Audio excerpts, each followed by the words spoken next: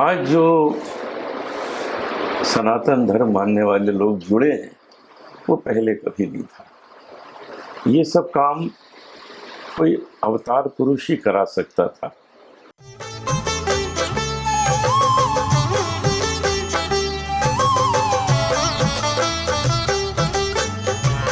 विश्व के धर्म, कला और संस्कृति की नगरी, आध्यात्म, योग, ध्यान, मोक्ष की नगरी काशी में एक बार फिर सेंटर फॉर सनातन रिसर्च की टीम मौजूद है एक ऐसे संगम पे जो शैव, वैष्णव और शक्ति संप्रदाय तीनों के ही दर्शन सुलभ कराती है। जी हाँ, जिसे हम मणि मंदिर के नाम से जानते हैं। ये मंदिर बनारस के दुर्गा कुंड मंदिर के पास में ही स्थित है, जो धर्म संघ के नाम से प्रसिद्ध है। स्वामी करपात्री जी महाराज के हाथों बसाई इस बगिया में आज चौथा वार्षिक समारोह मनाया जा रहा है। और आइए चलते देखते हैं इस मंदिर की खूबसूरती को और क्यों अनूठा है ये मंदिर, ये जानने और समझने की भी कोशिश करते हैं। तो आइए चलते हैं।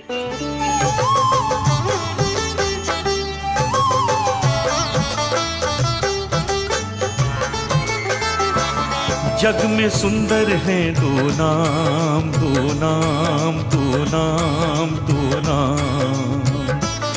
जग में सुंदर हैं दो नाम, चाहे कृष्ण कहो या राम। जग में सुंदर हैं दो नाम, चाहे कृष्ण कहो या राम।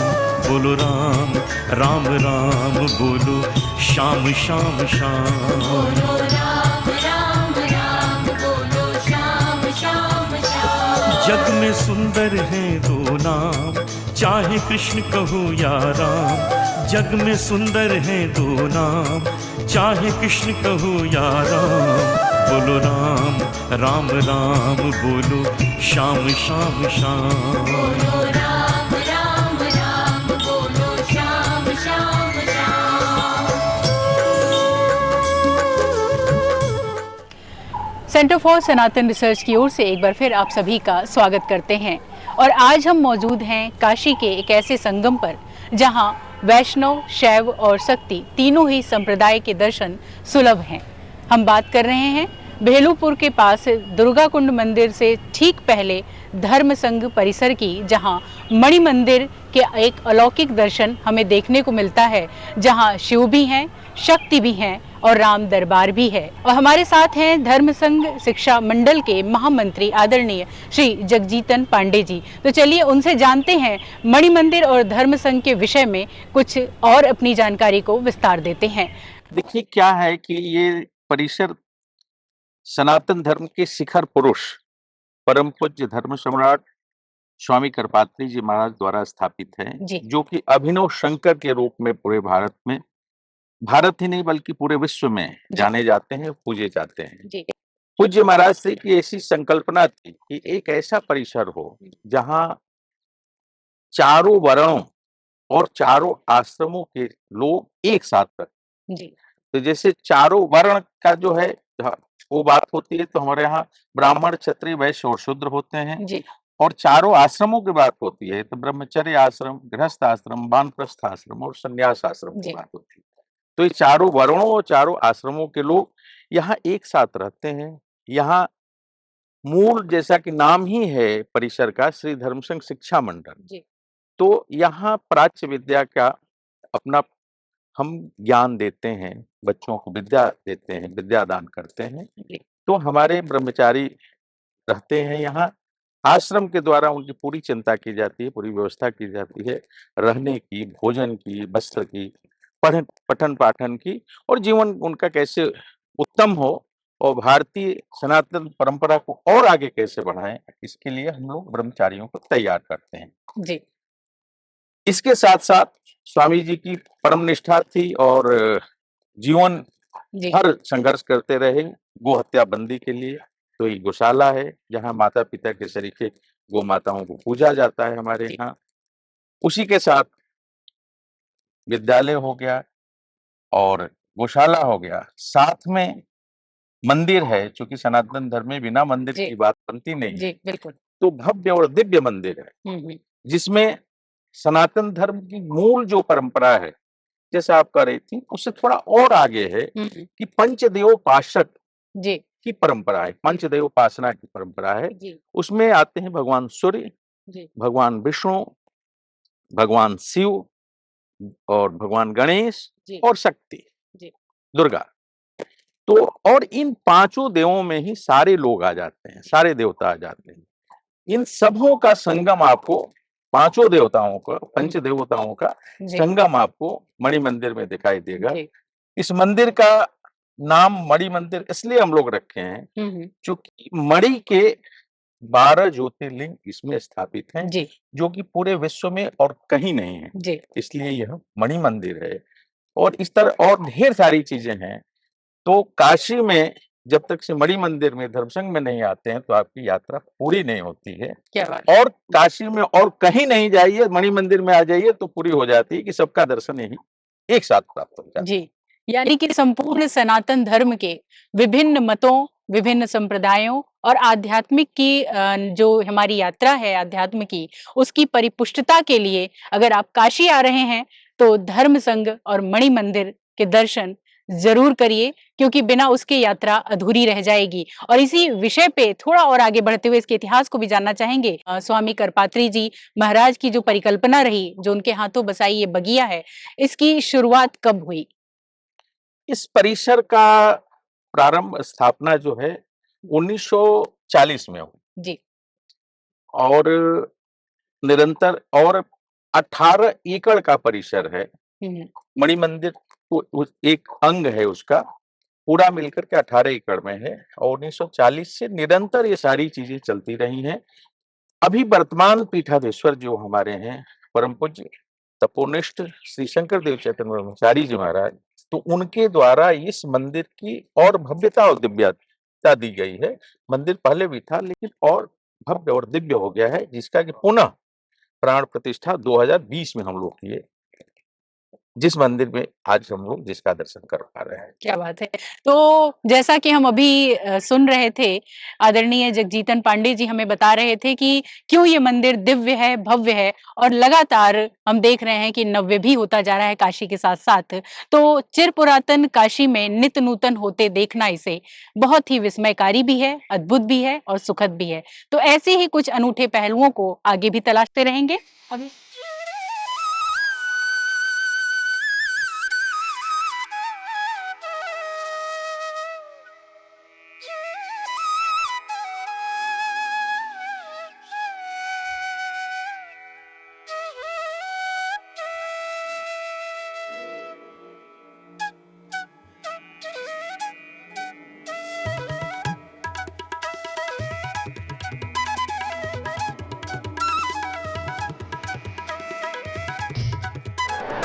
और इस समय मणि मंदिर में हम मौजूद हैं और हमारे साथ हैं श्री शंकरानंद नाथ जी। आप यहाँ पर भगवान भोलेनाथ के साथ साथ हिंदू धर्म के विभिन्न देवी देवता जो यहाँ सहज सुलभ हैं, उनकी सेवा में सेवारत हैं। चलिए उनसे बातचीत करते हैं, उनके अनुभवों को अपने साथ साझा करते हैं। जी शंकरानंद जी, आप कब से यहाँ पर सेवारत हैं? हमको यहाँ पर जब से मंदिर की प्राण प्रतिष्ठा हुई है तब से हम यहाँ पर सेवारत हैं। और ये प्राण प्रतिष्ठा कब से हुई है?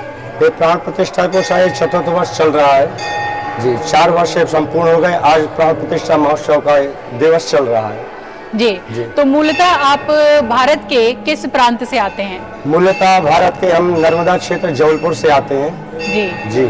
तो कैसे मन में ये भाव हुआ कि यहाँ आकर के हम अपनी सेवा दें इस मंदिर में?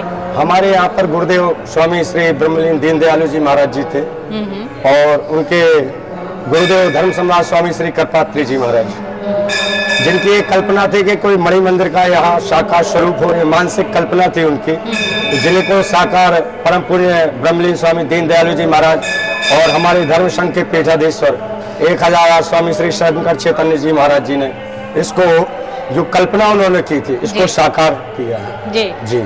तो इस मंदिर की कुछ विशेषता हमारे दर्शकों को आप बताएं। इस मंदिर की विशेषता यह है, लोग आते हैं पूछते हैं महाराज इसका मणि मंदिर नाम क्यों रखा गया? क्योंकि धर्म सम्राट स्वामी करपात्री जी महाराज जी जो थे वो माँ भगवती राजराजेश्वरी के उपासक थे।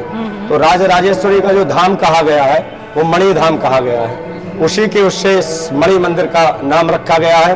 और इसकी विशेषता ये है, आप जो यहाँ शिवलिंग देख सकते हैं तो 171 शिवलिंग है और ये नर्मदेश्वर शिवलिंग है। और नर्मदेश्वर शिवलिंग की यह विशेषता है कि इन्हें प्राण प्रतिष्ठा की आवश्यकता नहीं होती, क्योंकि कहते हैं नर्मदा जी का हर कंकड़ शंकर माना जाता है। तो यहाँ और यदि ये खंडित भी हो जाए तो ये खंडित नहीं माने जाते हैं। और चारों तरफ आप देख सकते हैं 10 महाविद्याएं हैं, राम दरबार है, राजराजेश्वरी महात्रिपुर सुंदरी विराजमान है, सूर्य भगवान है, हमारे गणेश भगवान विराजमान है, माँ सिंहवासिनी विराजमान है, भगवान राधा कृष्ण विराजमान है। और अति प्राचीन यहाँ पर आप आगे जाएंगे तो धर्म सम्राट स्वामी श्री करपात्री जी महाराज जी द्वारा स्थापित नर्मदेश्वर शिवलिंग है जी। और इसी के साथ साथ हमने देखा यहाँ पर कि 12 ज्योतिर्लिंग भी हमें देखने को मिला अभी चलते चलते, उसके बारे में भी कुछ हमारे दर्शकों को बताएं। हाँ जी, ये 12 ज्योतिर्लिंग है जो स्फटिक लिंग है, जिसकी 12 ज्योतिर्लिंग की कल्पना करके उनको एक एक स्थापना की गई है। सौराष्ट्र सोमनाथम चा श्री शैले मल्लिकार्जुनम उज्जैनाम महाकालम ओमकारम अमलेश्वरम अरल्याम वैद्यनाथम चा डाकिन्याम भीम शंकरम सेतु वंदे तो रामेशम नागेशम दारुकावने वाराणस्याम तो विश्वेशम त्र्यंबकम गौतमी तटे हिमालय तो केदारम घुष्मेशम चा शिवालय। ये 12 जो ज्योतिर्लिंग है उनकी कल्पना करके एक एक शिवलिंग का यहाँ स्थापित कर दिया गया है। चाहे आप 12 ज्योतिर्लिंग के दर्शन कर लीजिए, चाहे यहाँ आके स्फटिक 12 ज्योतिर्लिंग के लंघन कर दीजिए। जी बिल्कुल। तो जैसा कि हमने अभी सुना कि यहाँ पर 12 ज्योतिर्लिंग के साथ साथ शक्ति भी है, मां अन्नपूर्णा भी है, राम दरबार भी है, और जो विभिन्न देवी देवता हमारे हिंदू धर्म में मान्यता जिनकी है वो यहाँ पर उनकी परिकल्पना पूर्ण होती है। तो जब बनारस आए, काशी आए तो मणि मंदिर जरूर आए, क्योंकि यहाँ पर अगर नहीं आए तो शायद जो आध्यात्मिक यात्रा हमारी है, जिस सोच के साथ हम यहाँ आने के लिए घर से निकले थे, वो शायद पूर्ण न हो पाए।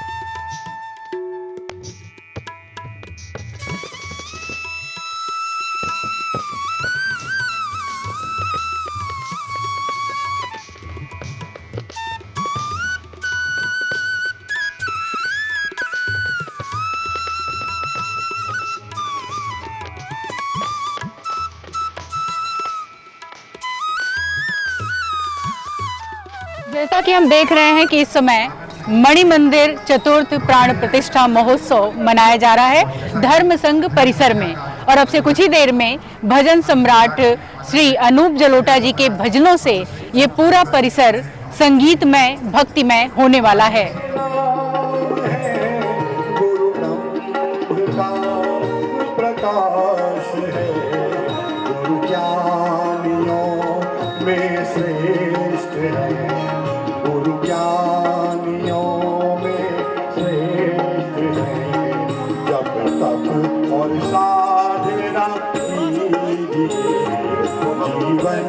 एक बार जोरदार तालियां रूप सर के लिए।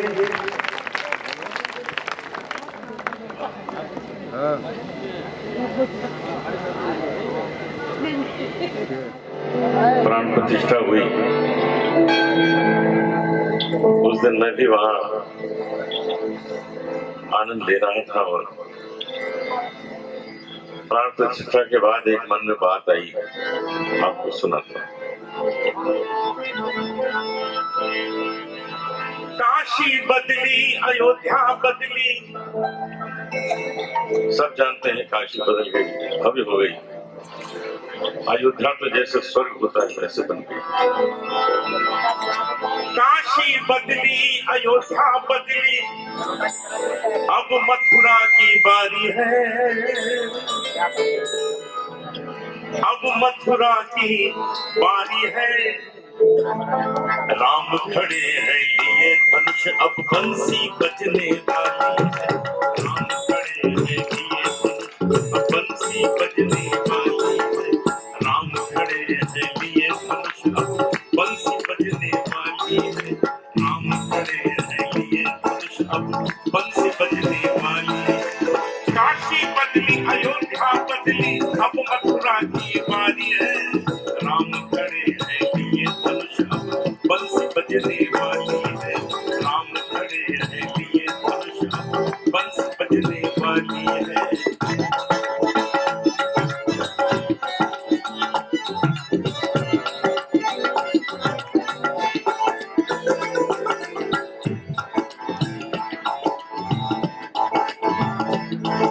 हमारे आदरणीय ओझा जी बैठे हैं।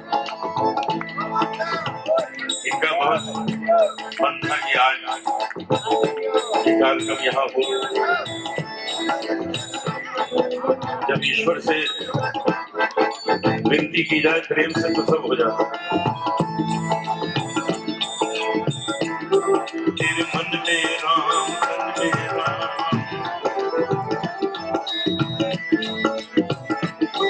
तेरे मन में राम, तन में राम, रोम रोम में राम रे। राम सुमिर ले, ध्यान लगा ले, छोड़ जगत के काम रे। बोलो राम, बोलो राम, बोलो राम, राम राम, बोलो राम, बोलो राम, बोलो राम, राम राम। तेरे मन में राम, तन में राम, रोम रोम में राम रे। राम सुमिर ले, ध्यान लगा ले, छोड़ जगत के काम रे। बोलो राम, बोलो राम, बोलो राम, राम राम, बोलो राम, बोलो राम, बोलो राम, राम राम। दुपट्टा ही कहेंगे। इसमें जो कलाकारी है, जितने अयोध्या के घाट हैं वो सब इसमें बनाए गए हैं। तो एक बार जोरदार तालियां दिलसी के लिए। संगीता जी ने मुझे यहाँ दिया, बहुत बहुत धन्यवाद।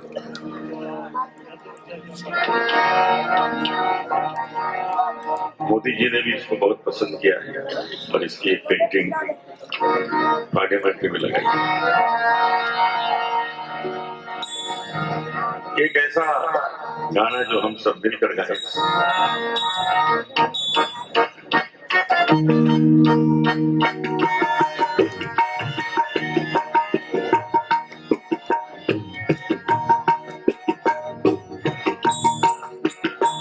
इतनी शक्ति हमें देना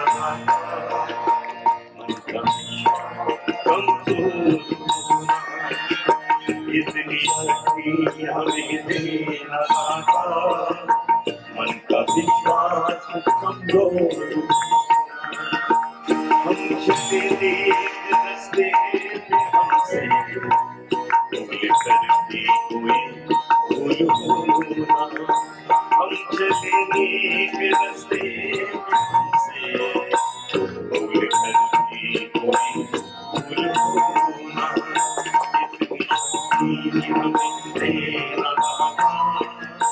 मन का विश्वास कमजोर।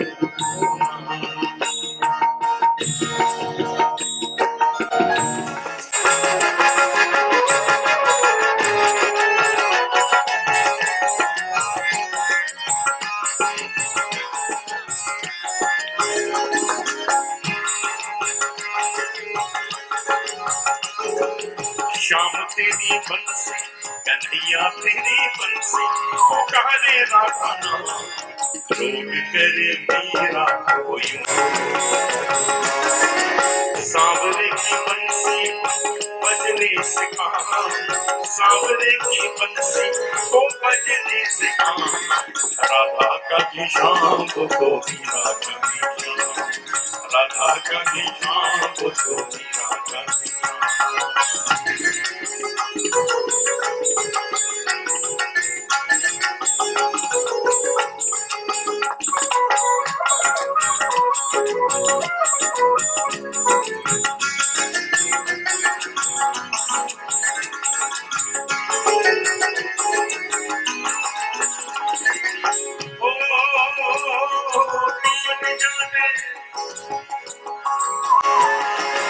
कौन जाने बांसुरियां किसको बुलाए, जिसके मन आए वो उसी के गुण गाए।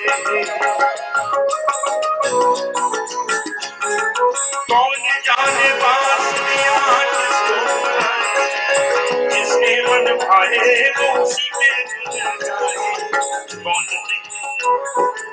कौन नहीं बंसी की धुन का गुलाम, कौन नहीं बंसी की धुन का गुलाम। लोग करे दीवा कोई जीवन, लोग करे दीवा कोई जीवन। सांवरे की सांवरे की बंसी को बजने से काम, सांवरे की बंसी को बजने से काम। राधा कभी शाम को मीरा कभी शाम, राधा कभी शाम को मीरा कभी शाम।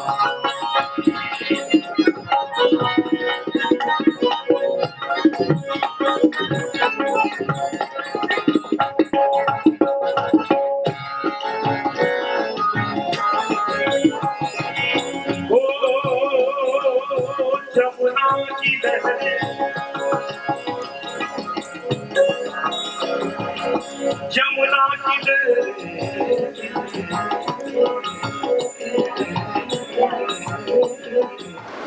कुछ सागर की गहराई ले, कुछ तट का लेकर सोनापन, कुछ लहरों के मृदु मुखर गीत, कुछ मलयानिल का मधु नर्तन, कुछ भाव भक्ति, कुछ अनासक्ति, कुछ रूप रंग का आकर्षण, कुछ योग भोग, कुछ दुख वियोग, कुछ ज्ञान बुद्धि नूतन नूतन। ये पंक्तियां उस शख्सियत को पूरी तरह से परिभाषित करने का एक प्रयास मात्र है जिन्होंने तप, साधना, आध्यात्म, संगत और संगीत को एक नए मायने दिए। एक फैशन का दौर जब चल रहा था बॉलीवुड, पॉप, जैज और रीमिक्स और फ्यूजन का, तब उन्होंने एक ऐसा करिश्मा कर दिखाया जिसने भारतीय संस्कृति, धर्म, संस्कार और रीति नीति को न सिर्फ सफलता के शिखर पे पहुंचाया बल्कि उसे जीवंत और प्रवाहमान बनाए रखने की एक ऐसी धारा छेड़ी जो आज तक उज्जवल है, संगीतमय है। जी हाँ, हम बात कर रहे हैं पद्मश्री अनूप जलोटा जी की, जिन्हें हम भजन सम्राट के नाम से जानते हैं। भजन कहें या अनूप जलोटा, बात एक ही है। तो बहुत बहुत स्वागत करते हैं आपका हमारे शहर काशी में। बहुत धन्यवाद। काशी हमारे रोम रोम में है। काशी हम आकर अपनी बैटरी चार्ज करते हैं। हम 10-20 साल और गाएंगे जिस दिन यहाँ गाते हैं, उसके बाद हमको यहाँ से वो शक्ति मिल जाती है, क्योंकि ये वो नगरी है जहाँ जो भी सनातन धर्म मानने वाला सारे संसार में कहीं भी है, उसको इस नगरी में आना ही होता है। ये हमारे पृथ्वी की सबसे पुरानी नगरी है। ये वो नगरी है जहाँ कण कण में ईश्वर का वास है। इसको आप एक एक कण को जब स्पर्श करते हैं, आप समझिए आप इस ईश्वर को स्पर्श कर रहे हैं। और ऐसे स्थान में आकर जब मैंने जो साधना, तप, जो कुछ भी मैंने प्राप्त किया है, ये सब करके उसको जब मैं यहाँ प्रभु के चरणों में रखता हूँ तो उसका आनंद कुछ और ही होता है। मैं बार बार आता हूँ और बार बार आना चाहता हूँ। ये वो स्थान है। ईश्वर से यही प्रार्थना है मुझ में वो शक्ति दे कि बार बार मैं आकर यहाँ प्रभु की सेवा कर सकूँ। जी, और काशी को भी ये सौभाग्य अनवरत प्राप्त होता है कि आपका सानिध्य, आपका साथ और आपकी आवाज़ हमें मिलती रहती है। और आज जिस भारतीय परंपरा, संस्कृति और सनातन की हम बात वर्षों से करते रहे हैं, वो आज विश्व का मार्ग प्रशस्त करने की ओर मुखर है। आज भारत की दशा और दिशा जो है, जो संस्कृति हमारी है, सनातन है, उस पर आपकी क्या दृष्टि है? आज जो सनातन धर्म मानने वाले लोग जुड़े हैं वो पहले कभी नहीं था। ये सब काम कोई अवतार पुरुष ही करा सकता था, और मुझे लगता है कि मोदी जी एक अवतार पुरुष के रूप में अवतरित हुए हैं और उन्होंने हिंदू धर्म को जागृत कर दिया है। लोगों के अंदर जो थोड़ी वो नींद ले रहा था, विश्राम कर रहा था, आराम कर रहा था, सो रहा था, वो जागृत हो गया, वो उठ गया है। वो ये कहता है कि हम ही हैं जो मनुष्य को एक अच्छी मार्ग दिखा देंगे, हम ही हैं जो सही मार्ग लोगों को दर्शाएंगे, और पूरा संसार उसे मानने भी लगा है। ये देश हमारा अब विश्व गुरु हो गया है, ये विश्व को राह दिखा रहा है। ये पहले कभी नहीं था कि भारतीयों का इतना सम्मान पूरे विश्व में हो। वो विश्व का में जो सम्मान दिलाया है वो मोदी जी ने दिलाया है, और हम कार्यरत हैं, उनके सिपाही हैं, जो जो वो काम कर रहे हैं हम उसको और बल देंगे। मैं अपने भजनों के माध्यम से दूंगा, यहाँ जितने विद्वान हैं वो अपनी अपनी विद्या, अपनी अपनी कला के माध्यम से देंगे, और मैं अपने स्वर के माध्यम से दूंगा। क्या बात है, बहुत ही सुंदर। और आज मणि मंदिर में हम यहाँ उपस्थित हैं, जहाँ चौथा वार्षिकोत्सव मनाया गया प्राण प्रतिष्ठा का, और ऐसे अवसर पे आज आपने फिर अपनी सुर साधना देवादिदेव महादेव के साथ सभी देवी देवताओं के चरणों में समर्पित की। यहाँ आने का अनुभव और यहाँ से जाने तक का जो सफ़र है, उसके बारे में आपका क्या कहना है? मणि मंदिर में मैं पहले भी आया हूँ, तब कंस्ट्रक्शन चल रहा था, इतना कुछ बना नहीं था, लेकिन अब तो इसकी भव्यता देखने की बनती है। मुझे जो एक बहुत अच्छी बात यहाँ लगी कि भव्यता के साथ साथ स्वच्छता पे भी बहुत ध्यान दिया गया है। बहुत साफ सुथरा स्थान है। अक्सर ऐसा होता है कि मंदिरों में सफाई नज़र नहीं आती है, लेकिन यहाँ वो सफाई इतनी है कि मन होता है कि भाई कहीं भी बैठ जाओ, किसी कोने में बैठ जाओ और भगवान का ध्यान कर लो। मुझे इस स्थान पे आके बहुत आनंद आया है, और अब तो मैं इनके परिवार का ही हो गया हूँ, बार बार आता रहूँगा। क्या बात है। और सेंटर फॉर सनातन रिसर्च की जो टीम है वो विश्व के जर्रे जर्रे से भारतीय संस्कृति, सभ्यता, सनातन को जर्रे जर्रे तक पहुंचाने की कोशिश में अनवरत प्रयासरत है। इस सत्प्रयास के लिए आप हमारे दर्शकों को क्या कहना चाहेंगे? बहुत आवश्यक है कि ऐसी संस्थाएं हों, ऐसे ग्रुप्स हों जो इस काम को बहुत सीरियसली करें। कोई एक व्यक्ति तो अपने परिवार को सुरक्षित कर लेगा, उसमें सनातन धर्म का प्रचार कर लेगा, सब में आनंद, प्रभु भक्ति का अनुभव करा देगा, लेकिन जब एक कोई संस्था इसमें जुड़ती है तो ये पूरे समाज के लिए काम होता है, पूरे शहर के लिए काम होता है, पूरे देश के लिए काम होता है। तो मुझे बहुत खुशी है कि आप लोग मिलकर ये काम कर रहे हैं। मैं भी आपसे जुड़ा हूँ, जब भी कभी मेरी आवश्यकता हो तो मुझे भी आप बुला सकते हैं। मैं तो हर जगह जाता हूँ, और सच ये है कि लोग जब मुझे कहते हैं कि हमको बड़ा आनंद आया, तो मैं उनसे कहता हूँ कि भाई आपको मालूम नहीं है कि आपसे ज़्यादा आनंद मुझे आया है, क्योंकि भजन गाने से जो आनंद प्राप्त होता है वो सुनने वाले से कहीं ज़्यादा है। बहुत बहुत धन्यवाद आपको कि आपने अपना बेशकीमती समय हमें दिया, और न सिर्फ अपनी भजन की जो अनवरत आपकी श्रृंखला थी, अपनी सुरीली आवाज़ से एक समा बांधा, हमें भाव भक्ति के रस में डुबो दिया, बल्कि आपने थोड़ा सा वक्त और दिया सनातन पे चर्चा करके।